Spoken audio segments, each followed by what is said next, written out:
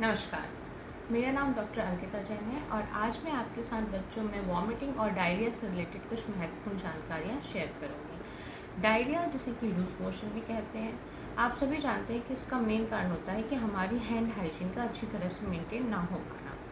लेकिन डायरिया कभी कभी वॉमिटिंग के साथ भी प्रेजेंट करता है। डॉक्टर्स के लिए वॉमिटिंग सबसे ज़्यादा सीरियस समस्या हो जाती है, क्योंकि बच्चों का इस समय ओरल इंटेक कम हो जाता है और वो कुछ भी मुंह से खाना पीना बंद कर देते हैं, तो उन्हें ट्रीटमेंट देने में थोड़ा दिक्कत होता है। जब बच्चों में ओरल इंटेक कम हो जाता है तो उनका यूरिन आउटपुट भी कम हो जाता है। ऐसे में किडनी डैमेज होने के चांसेस भी बढ़ जाते हैं। अब बच्चों में डिहाइड्रेशन के साइंस क्या क्या होते हैं, तो बच्चों में डिहाइड्रेशन चेक करने के लिए हमें उनकी स्किन और लिप्स को देखना होता है। जब बच्चा डिहाइड्रेटेड होता है तो उसके लिप्स ड्राई होंगे, उसकी स्किन ड्राई हो जाएगी, स्किन की टर्जिडिटी लूज़ हो जाती है, यानी कि जब आप स्किन को पिंच करते हैं तो ये उतनी स्पीड में वापस से रिकॉइल नहीं होती है।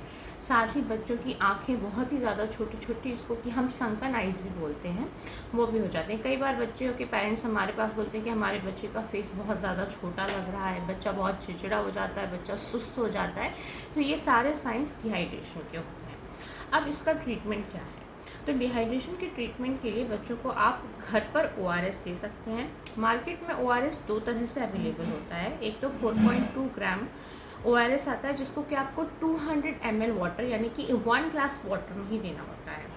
इसके अलावा सेकेंड आपका आता है 21 ग्राम का पैकेट, जिसको आपको 1 लीटर के वाटर की सोल्यूशन में देना होता है। अब जो मेन गलती ORS के समय होती है वो ये होती है कि हम जो 21 ग्राम का पैकेट होता है उसमें से 1 चम्मच 1 ग्लास में घोल देते हैं। तो ये गलती हमें नहीं करना है। हमें पूरा एक पैकेट 1 लीटर वाटर में ही घोलना है और इस सॉल्यूशन को हमें स्टॉक सॉल्यूशन की तरह यूज़ करना है और इसे थोड़ी थोड़ी देर में बच्चों को फ्रीक्वेंट सिप्स के फॉर्म में देना होता है।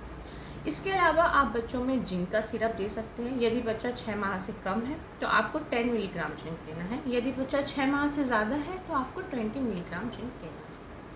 इन सभी चीज़ों के साथ आपको बच्चों के साथ ये ख्याल रखना है कि उन्हें किसी भी तरह का जूसेस, जैसे क्रेनबेरी जूस हुआ, पोमेग्रेनेट जूस हुआ, ये सब नहीं देना है, क्योंकि ये सब डायरिया को बढ़ा सकते हैं। बट आप प्रोबायोटिक्स दे सकते हैं बच्चों को, लेकिन एंटीबायोटिक्स का प्रयोग बच्चों को कभी नहीं करना है बिना डॉक्टर की सलाह लिए हुए। साथ ही आपको ये भी ध्यान रखना है कि अगर बच्चों के दस्त में ब्लड आ रहा है तो इसे हम डिसेंट्री बोलते हैं और ये एक मेडिकल इमरजेंसी है। ऐसी कंडीशन में आपको बच्चों को तुरंत पीडियाट्रिशियन को लाकर दिखाना है, घर पर ट्रीटमेंट नहीं देना है। तो ये रही बच्चों में कुछ डायरिया और वॉमिटिंग से रिलेटेड इंपॉर्टेंट इन्फॉर्मेशन। अगर आपको वीडियो अच्छा लगा हो तो इसको लाइक और शेयर ज़रूर करें। धन्यवाद।